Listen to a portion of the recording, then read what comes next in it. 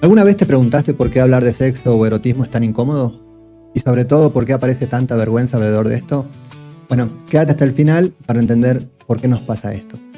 Y ya sabes, si te gusta leer, puedes encontrar este texto completo en www.geronimobertoni.com y si te gusta escuchar, acá te dejo el audioblog. A veces me preguntan por qué varío tanto los temas sobre los que escribo o hago el stream. Y cuando lo pienso con honestidad, la respuesta es bastante simple.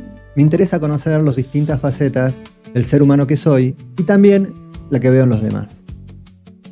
Por eso hablar de la vida después de la muerte, de la angustia por el cambio tecnológico, de la emoción que transmite un poema o de la experiencia erótica no me resulta contradictorio.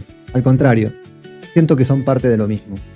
Son experiencias que están en nuestra vida cotidiana, pero que muchas veces vivimos por separado, como si no tuvieran una relación entre sí. Y sin embargo, hay algo que aparece bastante evidente. No podemos separar lo que somos de lo que sentimos, de lo que creemos y de la historia que va uniendo todo esto en nosotros. Llámalo mente, conciencia, alma o como quieras, pero hay algo ahí que se integra.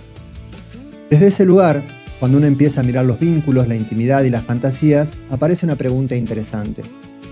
Y todo forma parte de lo mismo, porque hay temas que fluyen con naturalidad y otros que se vuelven incómodos. Y ahí es donde la sexualidad aparece como un caso muy claro. Porque de alguna manera aprendimos que lo sexual pertenece a lo privado y que tiene que quedarse ahí. Y que cuando se vuelve visible o se pone en palabras, algo se tensiona. Lo curioso es que en otros aspectos de la vida esto no pasa. Podemos discutir de política, de religión o de cualquier idea con mucha intensidad, incluso con violencia. Pero cuando la conversación se acerca al deseo, al erotismo o a la intimidad, aparece el silencio.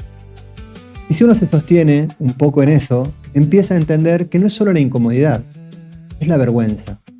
Porque cuando hablamos de ideas, hablamos de algo externo, pero cuando hablamos de deseo, hablamos de nosotros, de lo que nos gusta, de lo que imaginamos, de lo que muchas veces ni siquiera sabemos cómo explicar.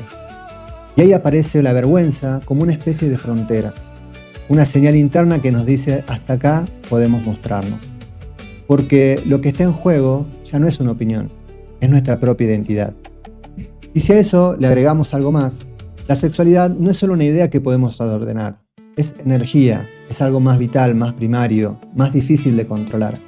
Y cuando la mente no sabe cómo nombrarlo, lo que aparece es ese vértigo que muchas veces termina en silencio. Entonces, si volvemos a la pregunta inicial, ¿por qué hablar de sexo o erotismo es tan incómodo? La respuesta no está en el tema, está en lo que el tema revela. Nos incomoda porque nos expone, porque nos pone frente a lo que sentimos sin filtros, porque deja en evidencia partes nuestras que no siempre sabemos cómo sostener. Y en ese sentido la vergüenza no es un error, es un límite, un mecanismo que marca hasta dónde nos animamos a mostrarnos. Ahora bien, la pregunta que queda abierta es otra. ¿Ese límite nos cuida o nos frena? Porque quizás encontramos formas más simples, más humanas de hablar de la sexualidad, la intimidad y el deseo, la vergüenza dejaría de ser una barrera tan rígida y podría transformarse en algo que simplemente nos indique que estamos entrando en un terreno más profundo. Y ahí sí, la pregunta se vuelve personal. ¿Crees que la vergüenza es el mayor límite para vivir tus fantasías?